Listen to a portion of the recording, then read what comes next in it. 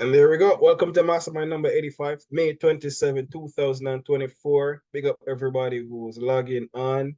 Welcome, welcome, one and all. On the agenda for today, let's jump right into it. We have reached that point that we're almost done this book. We're talking about the final thoughts there from Robert Kiyosaki. We're on page 172. So we've come a far way in this book.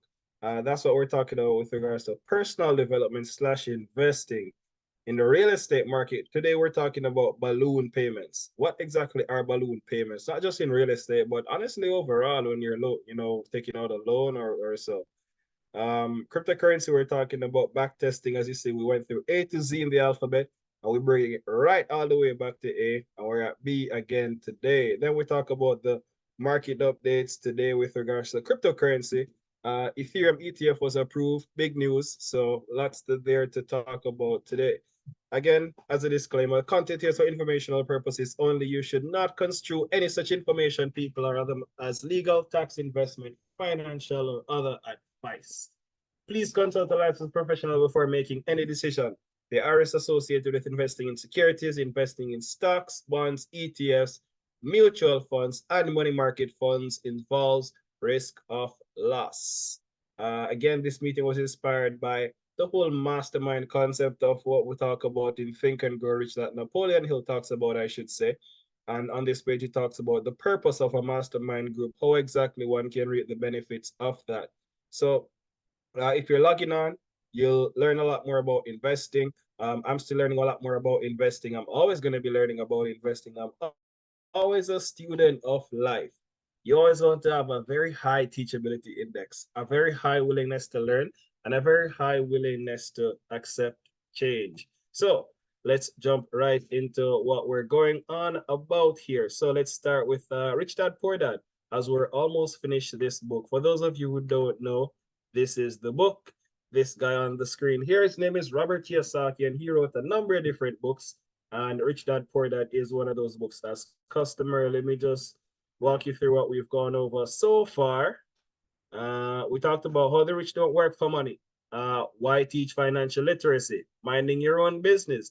The history of taxes and the power of corporations. How exactly the rich invent money. Working to learn, not working for money. Overcoming obstacles. Getting started. Some more to do's. And here we are now on the final thoughts that Robert Kiyosaki talks about. So let me jump here to this chapter. Where are we? Here we go. Da, da, da, da. Here we go. All right, so let me go ahead and get started now. Before that, I need to vent my anger a little bit on the live. Yes, I'm doing it right now. That's because this stupid club. So those of you who know me know I really like football, right? And this is my club, Chelsea Football Club. Mauricio Pochettino did a really good job this past year, and them people here decided to them are gonna sack the brother. Like, what really is going on here? I was really hoping that this guy would have a second year. Like, the man delivers 16 at the table. If you don't know about football, you probably have no idea what I'm talking about. But I just really had to, talk about this. For those of you who are football lovers or you're Chelsea fans, Chelsea haters, Chelsea supporters, whatever, you know, this is a whole big different thing. You never really know. One day when we have our own football club, we will bring Mauricio Pochettino in to develop all of the young players. Anyway, that's besides the point. Let's jump into talking about money so that you can have, money to do whatever the hell you want to do. So I'd like to share some final thoughts with you, he says. The main reason I wrote this book and the reasoning it's remained a bestseller since 2000 was to share insights into how increased financial intelligence can be used to solve many of life's common problems. Without financial training, we all too often use the standard formulas to get through life. Work hard, save, borrow, and pay excessive taxes. Really. So today, more than ever, we need better information, Kiyosaki says. I use the following story as an example of a financial problem that confronts many young families today. How do you afford a good education for your children and provide for your own retirement? It requires using financial intelligence instead of hard work. A friend of mine was griping one day about how hard it was to save money for his four children's college educations. He was putting $300 away in a college fund each month and had so far accumulated only about 12,000. He had about 12 more years to save for college since his oldest child was then 6 years old. At the time, the real estate market in Phoenix was terrible. People were giving houses away. I suggested to my friend that he buy a house with some of the money up in his college fund. The idea intrigued him, and we began to discuss the possibility. His primary concern was that he did not have credit with the bank to buy another house since he was so overextended. I assured him that there were other ways to finance a property rather than through the bank. We looked for a house for 2 weeks, a house that would fit all our criteria. There were plenty to choose from, so shopping was fun. Finally, we found a 3 bedroom, 2 bath home in a prime neighborhood. The owner had been downsized and needed to sell that day because he and his family were moving to California, where another job waited. The owner wanted $102,000. Well, we offered only $79,000.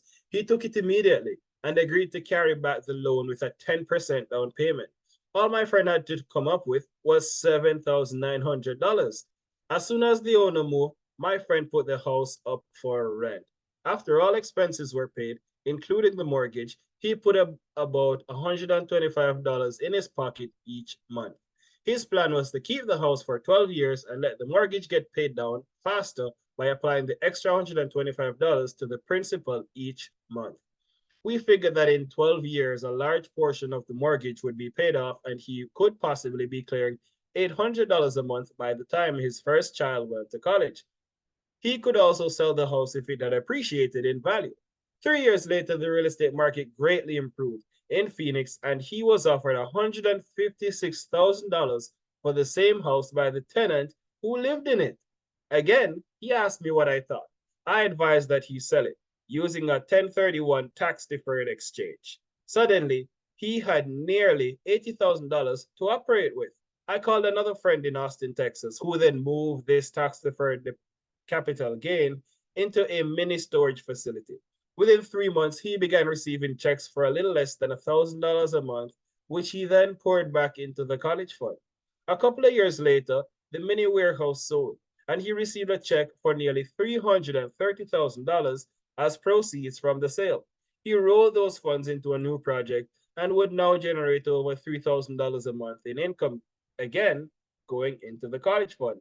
He's now very confident that his goal will be met easily. It took only $7,900 to start and a little financial intelligence. His children will be able to afford the education they want, and he will then use the underlying asset wrapped in his legal entity to pay for his retirement. As a league, as a result of this successful investment strategy, he'll be able to retire early. Thank you for reading this book. I hope it has provided some insights into utilizing the power of money to work for you. Today, we need greater financial intelligence to simply survive. The idea that it takes money to make money is the thinking of financial unsophisticated people. It does not mean that they're not intelligent. They have simply not learned the science of money making money.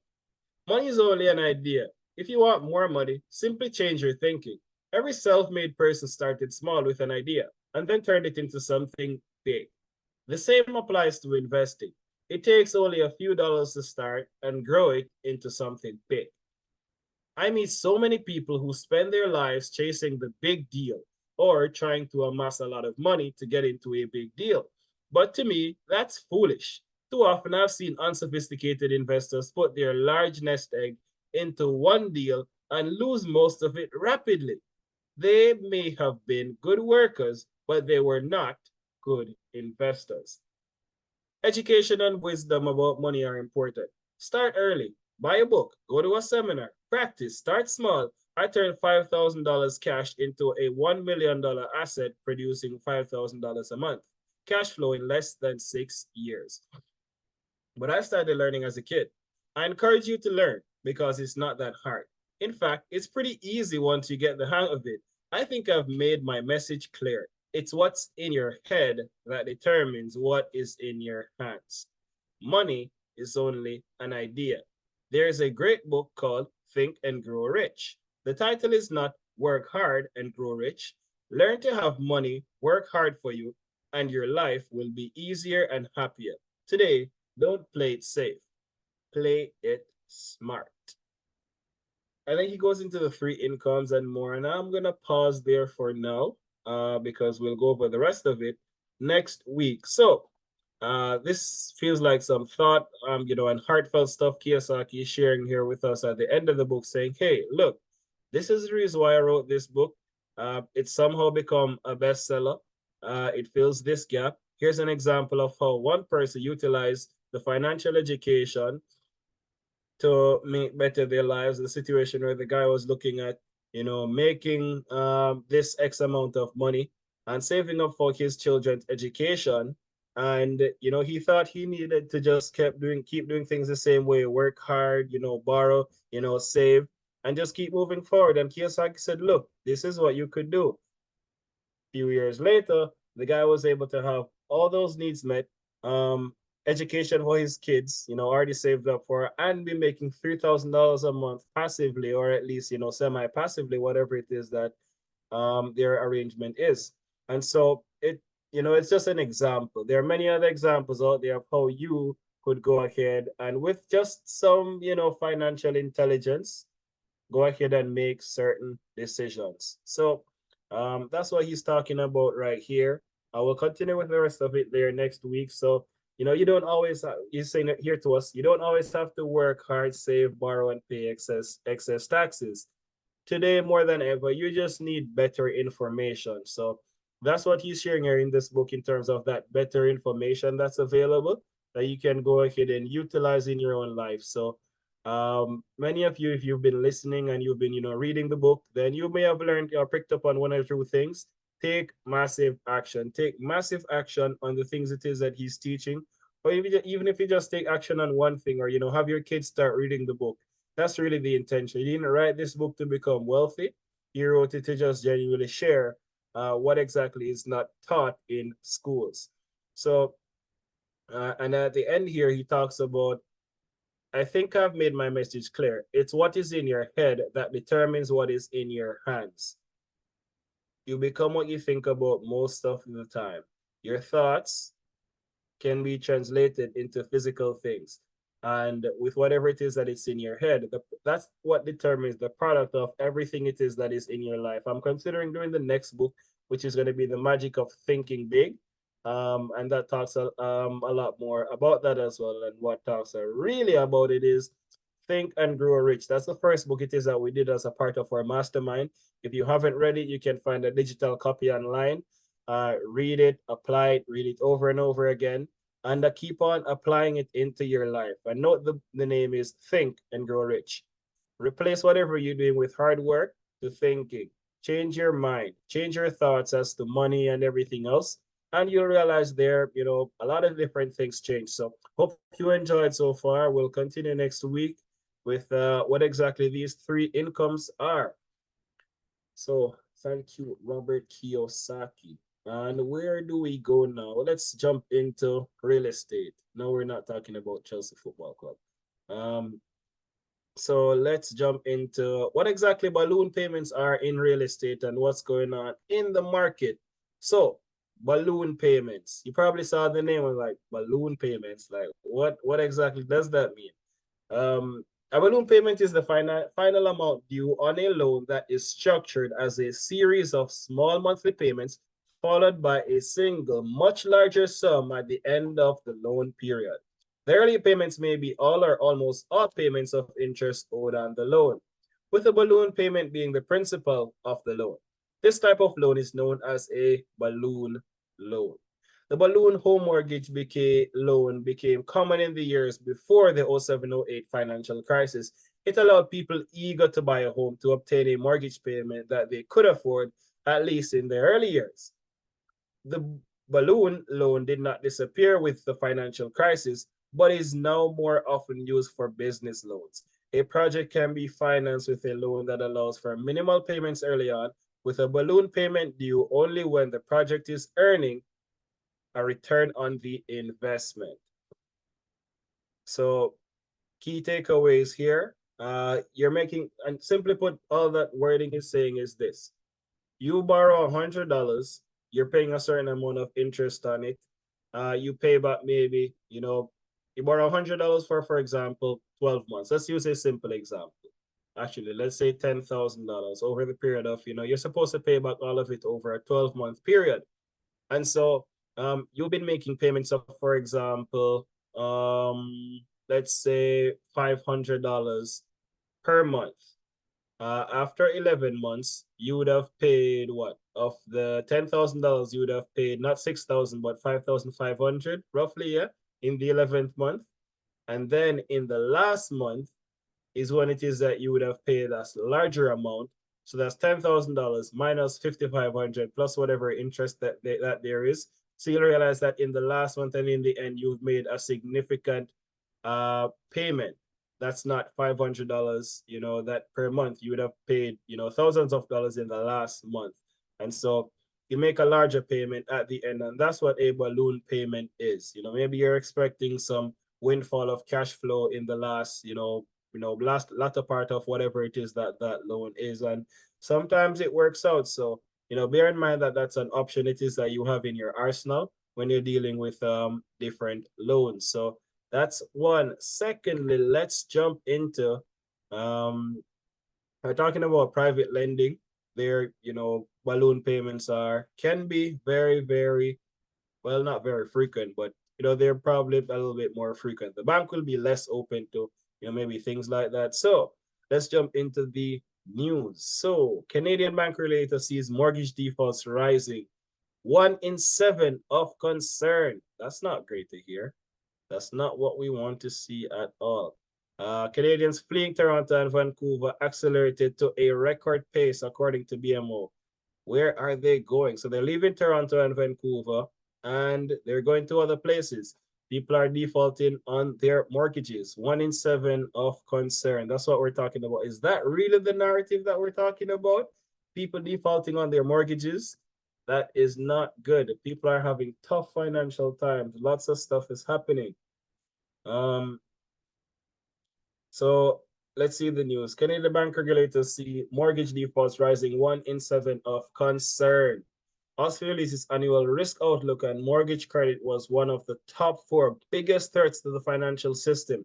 In particular, the large sums people have borrowed and the potential for those sums to become more burdensome at rate renewal. Roughly 1 in $7 of outstanding mortgage credit is vulnerable to substantial payment shocks. So if you don't fully understand what exactly this is saying, people bought houses, they're on mortgages, borrowed money from the banks.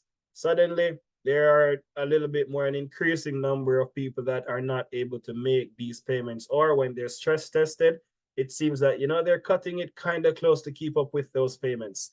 Canadians fleeing Toronto and Vancouver accelerated to a record pace.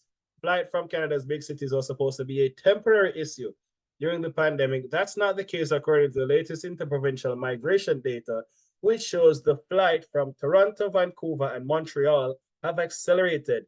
BMO believes the trend was expected and started before the pandemic. A lack of affordability accelerated the move, though, and combined with more workplaces embracing remote work, the country's biggest economies will see a rapid shift. Not necessarily a good one, it says. More on that there if you read the article. So they're leaving these places for different reasons, right? A lot more workplaces are open to work from home. A lot more people working from home. But why are people wanting to work from home? Look, one of the big things it talks about here is affordability. Cost of living in many of these places is a lot higher. So you'll see them moving to a lot more places, Eastern Canada, for example, or the prairies. So you'd have seen the significant population growth happening right there. So that's been a big thing there happening. Canadian renters have relief on the horizon as rents slow. Woo! Everybody that's paying rent, relief there. But again, it's on the horizon. It's not like, oh yeah, everybody's rent is gonna go down. That's not what it's saying. Canada thinks 1 in 5 households are the 1%. In an effort to build support for increased capital gains, the ruling party in Canada has released a number of data points. Not too. Unfortunately, most of them seem to be completely off and not based on any reality. The latest bank data comes from a chart used in a video featuring the Prime Minister of Canada, featuring the incorrect net worth for the top fifth of households. It appears policymakers mistakenly use the aggregate wealth of the top. Okay, yeah, I'm not gonna get into all of that. But you should definitely read this article, right? You definitely want to read, this article. So what are we seeing here? We're seeing where mortgage defaults, according to OSFI, is on the rise. Population in terms of where it's being distributed in Canada, a lot more people moving from Toronto, Vancouver, and Montreal to other parts in Canada, or maybe people are actually moving out of Canada. Uh, Canadian renters have relief on the horizon as rents slow. So we're seeing where there should be some relief on rents there. Should be. It's merely a study. So Canadian relief on the horizon as rents slow. So that's what we're looking at there. So with all of this, there's the news. It may send a lot of, fear into people that, oh, I shouldn't buy a house because people are defaulting. Again, where there's that risk, there's also that opportunity. If people are defaulting, maybe they need to sell. Maybe they're a lot more motivated to sell. And that is an opportunity that you can help out somebody. Look, things happen. People can't maybe keep up with their payments. Maybe you can help them out and buy their home and start, managing it. Meanwhile, they cash in and go live somewhere else that's cheaper. Sell your home on somewhere in Ontario and go live in, New Brunswick. Go live in Nova Scotia. Go live in PEI, somewhere else, right? You're still alive anyway. But that's a personal decision there for everybody. People are fleeing Toronto and Vancouver at a record pace. So that's what we're seeing there in real estate news. Lots of different things happening right there in the real estate market. And let's jump into the other extreme now, where it's not slow growth, but crazy stuff happens all the time in the cryptocurrency market. So let's go through a definition of one term. So we're seeing where Bitcoin's price now is today at 69,582. Wow, basically 70,000. Basically, we're at the all-time high, really and truly. Ethereum is at 3,892, 6.5% up over the last 7 days. And for definition for the week, we are talking about backtesting. So what exactly is backtesting? It's not just a cryptocurrency term, it's a trading term, really. If you're a trader, then you'll understand what exactly this term is. Backtesting in cryptocurrency refers to using historical data to simulate the performance of a trading strategy. Backtesting refers to using historical data to simulate the performance of a trading strategy. This involves applying a set of rules or criteria in the historic data to determine how the strategy would have performed and evaluate its potential for future success. Traders and investors often use backtesting in cryptocurrency markets to help them make more informed decisions about which trading strategies to employ. So, going over, all the details of backtesting, simply put, we could use an example like this. You study this historical data, for example, of Bitcoin, or of, if it's Forex.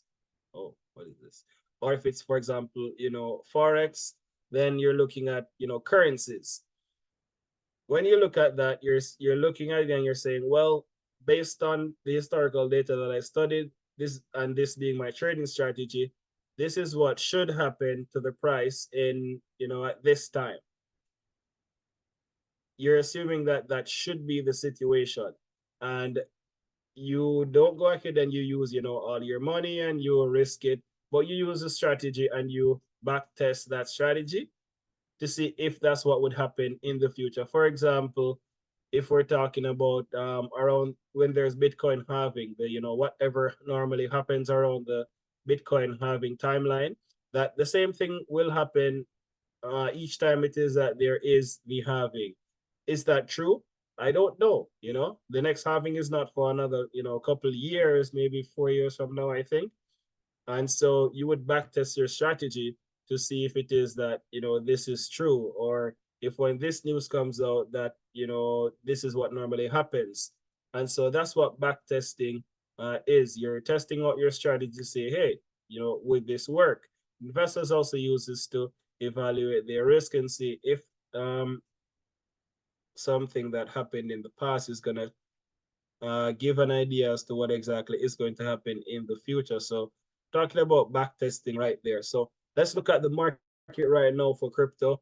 Bitcoin is basically at 69, it's 69,000. Let me bring up back this chart right here.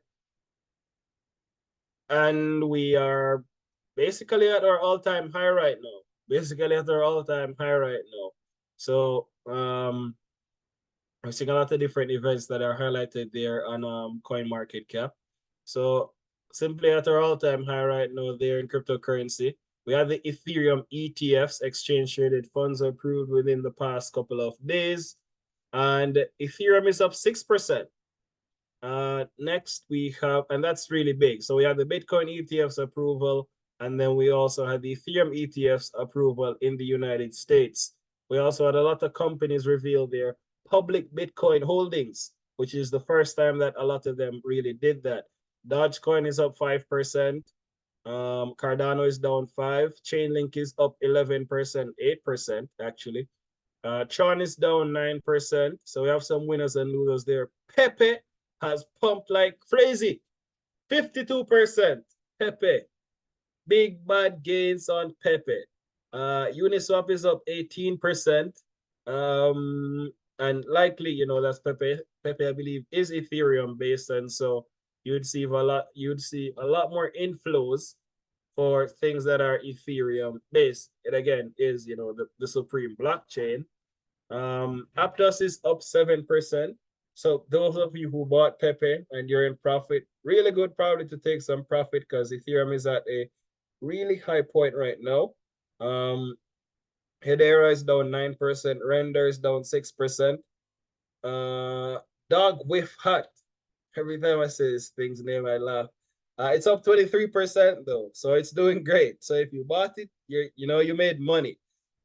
Caspa is up 11%. Arbitrum is up 10%. Bit and Soar is up 7%. Optimism is down 10%. So we're seeing a mixed kind of market here this week. Last week, I think we were looking at, it seems like everything was up last week. But this week we're seeing there's some things that are up, there's some things that are down. So it's more of a mixed market.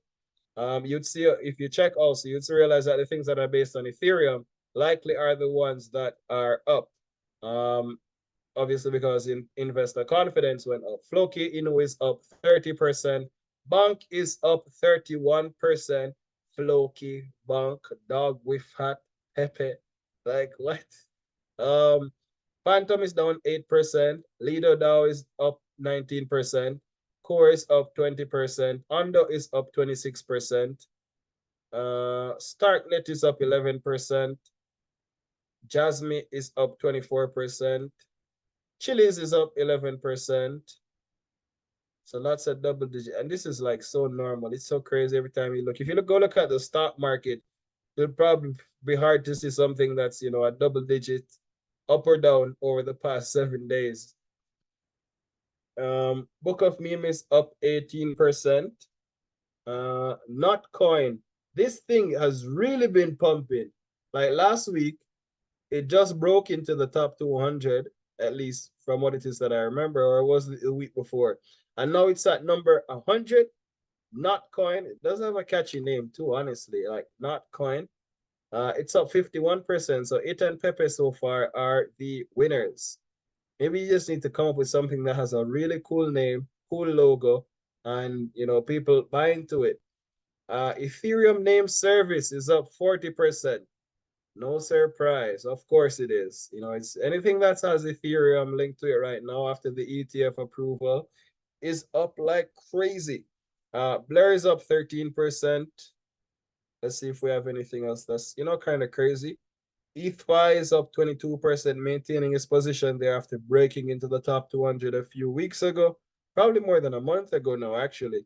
EngineCon is up 16%. So look, again, as you're looking at this stuff, you see some things are down, you see some things are up. How do you make money? You make money when it is that you sell, right? That's how it is that you make money. Well, some people say you make money in the buy when really that is true when you look at the price of certain things and more. But to realize a capital gain, then you'll need to sell or swap or something, whatever activity it is. There need to be some activity. So if you realize obviously that something is way down, then you buy, wait for it to go up, and then you sell. Um, if you realize that Bitcoin is at its all-time high right now, like don't expect a large profit within the next couple of weeks, maybe years based on the trends. Rocket Pool is up 16%, Dimension is up 15%, Binary X is up 12%. Dog go to the moon. This one's new. It's up 38%, 163 on coin market cap. Look at this thing. Dog go to the moon. Okay. Okay. Jito is down 18%. By economy is up 9%. Reserve rights is down 12%. Look at this. Constitution DAO is up 79%. 79%. Market cap of $408 million. We love to see it. Constitution DAO. So that's obviously a DAO. If you don't know, a DAO is a decentralized autonomous organization. More about that you can learn. Actually, maybe we should do that for D next. Yield Gale Games, the up 10%. Cat in a Dog's World is up 23%. Like, look at the ticker name too. By the way, the thing beside right here, Cat in a Dog's World is called, like, this is Mew. Obviously, they're trying to be funny. Cat in a Dog's World, meow. So they name it Mew, I guess. Probably. So this market is a lot of fun. That's for sure. So not for everybody though, but definitely you can see where it is that there are a lot of crazy things happening and a lot of really funny stuff happening and a lot of money being made, because where there are buyers, there are also sellers, and that's what creates a marketplace. So why don't I ever say to buy or sell things? I don't give advice. I'm just going over the market. You can then make your own independent decision as how to go ahead and buy and sell. Obviously everybody's gonna build their own portfolio a little bit different. If you're just getting started, I'm not advising anybody to go ahead and buy crypto. It's just like when you look at these companies that are getting involved in blockchain, like you look at all these companies, HSBC, Shell, Siemens, Delta Airways, DHL, Visa, all these are top companies that and reputable companies that have started to utilize blockchain. Does that mean that they're buying Bitcoin? That's not what that means. Blockchain and cryptocurrency are two very different things. But all cryptocurrencies are built on blockchains, right? And so you want to go ahead and get educated on these things because look, I don't dictate the markets. The markets do their thing.